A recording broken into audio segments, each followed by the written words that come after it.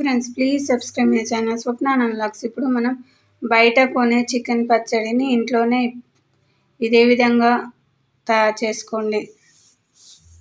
ఈ చికెన్ పచ్చడి చింతపండు పేస్ట్ తోటి తయారు చేస్తున్నాను. చాలా టేస్టీగా ఉంటుంది. కొత్తగా ట్రై చేసేవాళ్ళు ఇలా కొత్తగా ట్రై చేయండి. చాలా టేస్టీగా ఉంటుంది. చాలా తొందరగా నేను చెప్పిన విధంగా చేస్తే చాలా మంచిగా కుదురుతుంది. Ready to watch. కేజీ చికెన్ని బోన్లెస్ చికెన్ అయినా బోన్స్ చికెన్ అయినా ఏదైనా తీసుకోవచ్చు. బోన్లెస్ అయితే ఇంకా మంచిది. బోన్స్ ఉన్న చికెన్ని తీసుకున్నాను. కేజీ చికెన్ తీసుకొని ఇలా నీటితో కడిగి జాలీలో వడగడితే కిందికి నీళ్ళన్నీ ఇంకిపోతాయి. తర్వాత స్టవ్ ఆన్ చేసుకొని ఒక వెడల్పాటి గిన్నెని పెట్టుకొని దాంట్లో మనం చికెన్ని వేసుకోవాలి.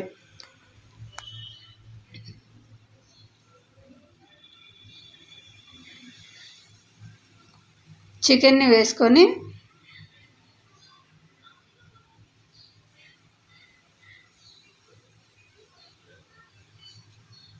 నీళ్ళు లేకుండా చికెన్ని ఇలా తీసివేసి వేయాలి. తర్వాత ఒక స్పూన్ సన్నుప్పు, ఒక స్పూన్ పసుపు వేయాలి. ఒక స్పూన్ పసుపు వేసిన తర్వాత ఒక స్పూన్ సన్నుప్పు వేయాలి. మీ దగ్గర దొడ్డుప్పు వాడే వాళ్ళైతే దొడ్డుప్పు అయినా వేసుకోవచ్చు. ఒక స్పూన్ దొడ్డుప్పు వేసి నీళ్ళు మొత్తం ఇంకే వరకు కలుపుతూనే ఉండాలి. నీళ్ళు ఇంకిన తర్వాత స్టవ్ ఆఫ్ చేసుకొని పక్కకి ఇలా పక్కన పెట్టుకోవాలి. తర్వాత మళ్ళీ స్టవ్ ఆన్ చేసుకొని ఒకటి వెడల్పాంటి బాండి పెట్టుకొని మనం డీప్ ఫ్రైకి కావాల్సినంత నూనె వేసుకోండి. నేను పల్లి నూనె వేస్తున్నాను, విజయ పల్లి నూనె. మీరు ముక్క గట్టిగా ఉండాలి అనుకుంటే సన్ఫ్లవర్ నూనెను వాడండి.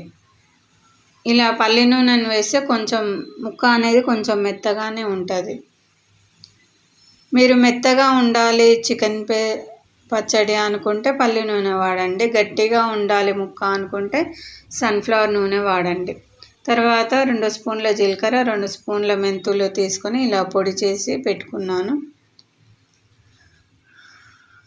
కేజీ చికెన్కి నేను 500 గ్రాముల నూనెను వేసాను. మీరు తినేదాన్ని బట్టి వేసుకోండి. తర్వాత నూనె బాగా వేడెక్కిన తర్వాత పక్కకు పెట్టిన చికెన్ను ఇలా డీప్ ఫ్రై నూనెలో వేసి ఎర్రగా కాలే వరకు చికెన్ ముక్కలు ఎర్రగా ఉడికే వరకు ఉడికించాలి. సగం వరకు మనకి ముందుగానే మనం నీళ్లు లేకుండా ఉడికించినప్పుడే సగం ఉడికిపోతుంది. తర్వాత చింతపండుని నీళ్ళలో నానబెట్టి ఇలా గట్టి పేస్ట్ లాగా చేసుకొని పక్కన పెట్టుకున్నాను. మీరు ఒకవేళ చింతపండు పేస్ట్ అనేది చేత్తో గట్టిగా పిసకడం రాకపోతే చింతపండును నానబెట్టిన తర్వాత మిక్సీ జార్లో వేస్తే మెత్తని పేస్ట్ లాగా తయారవుతుంది. కాకపోతే నారలు గింజలు ఏమీ లేకుండా చూసుకొని మిక్సీ జార్లో వేసుకోండి. ఎందుకంటే మిక్సీ జార్లో వేస్తే మిక్సీ అనేది సరిగా తిరగదు. తర్వాత ధనియాల పొడిని 2 స్పూన్లు వేసుకోవాలి. నేను ముందుగానే పొడి ఉంది కాబట్టి ఆ పొడి వేస్తున్నాను. మీ దగ్గర లేకపోతే ఫ్రై చేసి ధనియాలను వేయించి ఫ్రై చేసి పొడి పట్టుకోండి. ఒక 8 లవంగాలు, ఒక 4 యాలకులు, ఒక స్పూన్ సాజీరా ఇలా చిన్న రోల్లో వేసి దంచుకుంటున్నాను.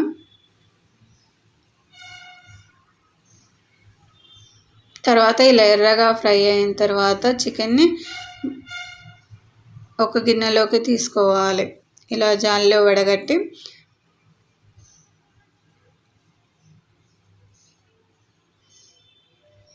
చికెన్ని పక్కకు ఒక గిన్నెలో తీసుకోవాలి.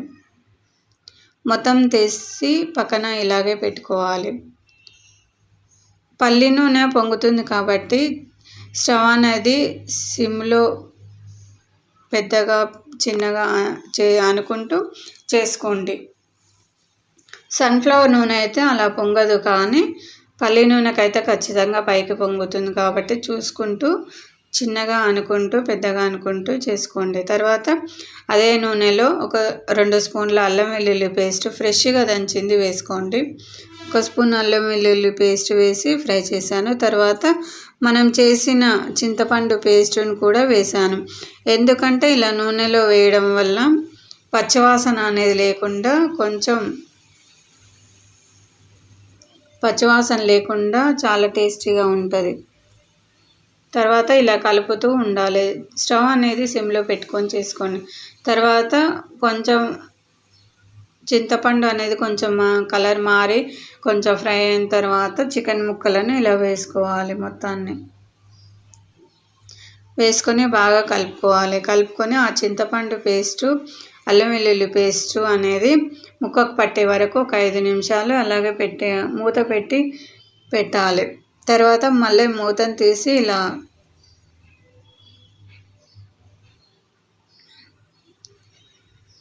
ఒక 5 నిమిషాల తర్వాత మళ్ళీ ఒకసారి కలుపుకోండి.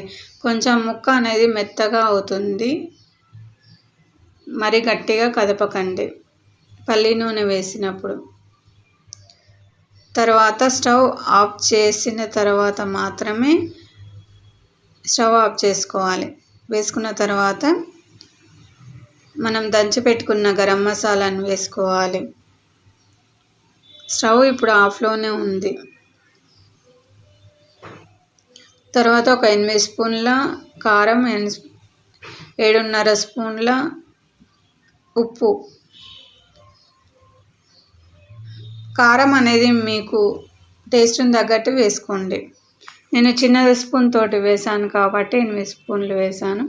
తర్వాత 2 స్పూన్ల ధనియాల పొడి, 1 స్పూను జీలకర్ర మెంతుల పొడి వేయాలి. వేసి